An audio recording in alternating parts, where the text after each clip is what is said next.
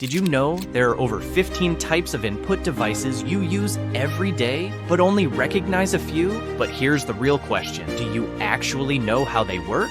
From biometric scanners to motion sensors and game controllers, mastering these devices can make you an in-demand IT support technician. Want to know how? Stick around. Your journey to tech mastery starts now.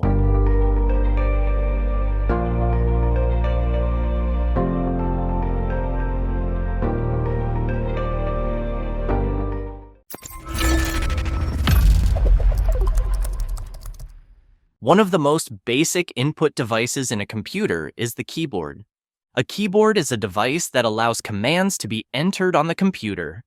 It is composed of keys, alphabets, numbers, and symbols that you can press with your fingers. Its main function is to use it to do word processing, write letters, emails, visiting web pages, etc. The keypads are equipped with two different types of connectors. There's the old 6-pin DIN connector, which has pretty much become obsolete, and there is the USB connector that is used today. It is still possible to find keyboards today that use both connectors, as they often come with a DIN to USB adapter. This allows it to be used with any computer equipped with a DIN or USB connection. As an input device used on a computer, we have the mouse. So, in the world of computing, this is obviously not what is represented. A mouse looks more like this. It's a pointing device that fits in the palm of your hand and mimics the movement of the mouse on the computer screen. It is used for startup of applications, file and folder management, internet browsing, etc. A mouse will usually have one or two buttons. For example, a Macintosh mouse will have a button, while a Windows mouse will have at least two buttons. The mouse of a computer, perhaps. Cable or wireless. We will now move on to the digital camera, which is also an input device and allows you to take both photos and digital videos. Unlike standard cameras, where images are stored on film, the digital camera, on the other hand, stores the images on an internal memory, which is better known under the name of an SD card. The advantage is that the images stored on the SD card can be transferred to a computer using a USB cable or directly from the SD card. This allows you to view the photos or print them. Another input device is the barcode scanner, which, as its name suggests, is used to read barcodes. It uses light to scan barcodes, and it is typically used to scan prices in stores or to maintain inventory. It can connect to a computer via one serial port, a USB port, or via a wireless connection. The next input device we're going to see is the scanner. It is a device that allows digital copies to be made from physical documents. For example, if you have a photo or a paper document and you want to send them to your computer, well, you'll need to use a scanner. Scanners usually have a glass tray, as shown in the image, where you will have to place the document to be scanned and press the button to start the process. As soon as the scan is complete, the document or photo will be saved directly to your computer. Scanners are usually associated with a printer, but it is possible to buy the scanner on its own. Now, let's move on to the touchscreen, which is basically an LCD monitor with a touchscreen system. It's simply a grid that detects the touch of a finger. It works the same way as if you were using a mouse, except instead, you use your finger. The touchscreen receives a key in the same way as if you were clicking a mouse button.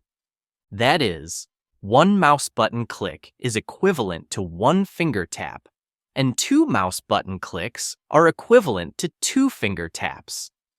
Touchscreens are commonly used in all-in-one computers, as well as in tablets, or on most smartphones today. Now we're going to talk about the webcam, which is a device used to capture videos and images. Webcams are mainly used for video conferencing and video calls over the internet, which means that two people in the world can communicate visually with each other if they both have a webcam and an internet connection. Most webcams also have a built-in microphone to capture audio.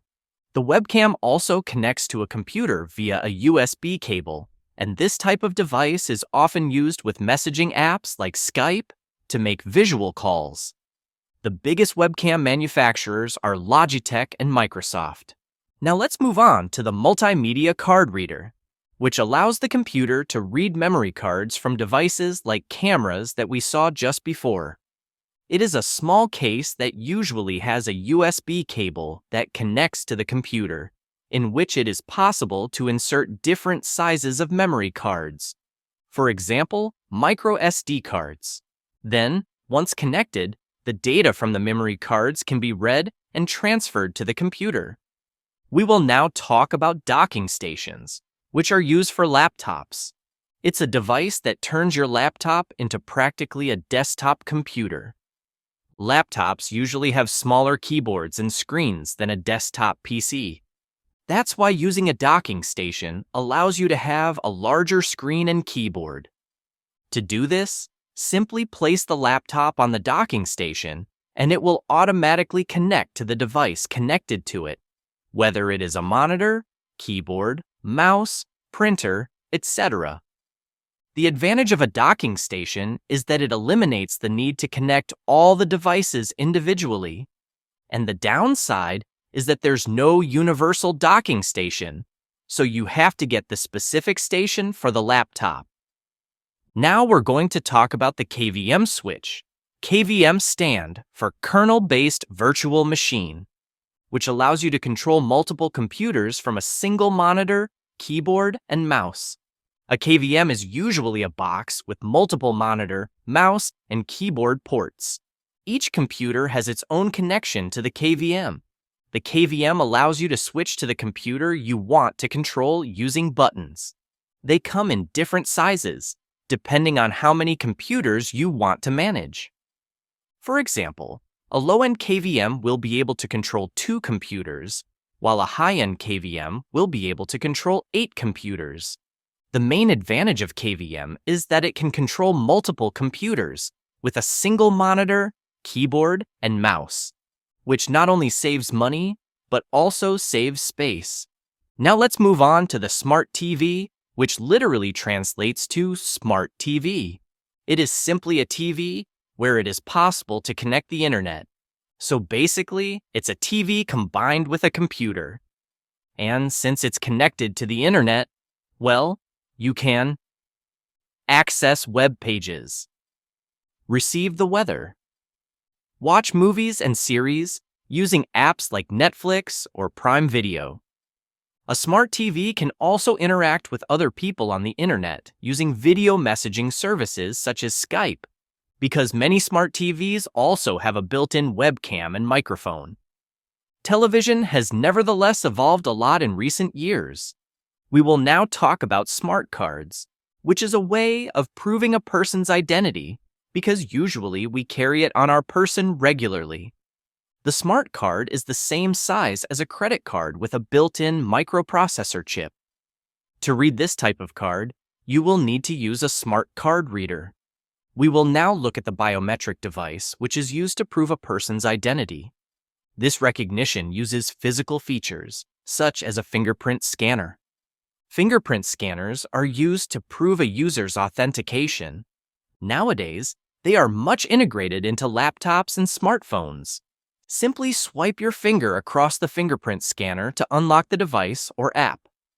Another type of input device is the motion sensor. It allows you to record the movement of your hand in the air without having contact with the device. The motion sensor usually connects to your computer using a USB cable. Now let's move on to the graphics tablet, which is also called the digitizer. It's a device used to convert analog motion, like a hand drawing, and convert it into digital form on your computer. It's simply a tablet with a stylus, and when you draw on a flat surface using the stylus, well, It records the image of the pen and processes the drawing on your computer screen. The graphics tablet usually connects to your computer, also using a USB cable. And the last type of input device that we're going to look at are gamepads and joysticks. So these are controllers usually used for game consoles like Xbox or PlayStations. But you can also use them with computers by simply connecting them to the USB port. We're going to end the class with a little nostalgia. Here are some other game controllers, which are a bit dated.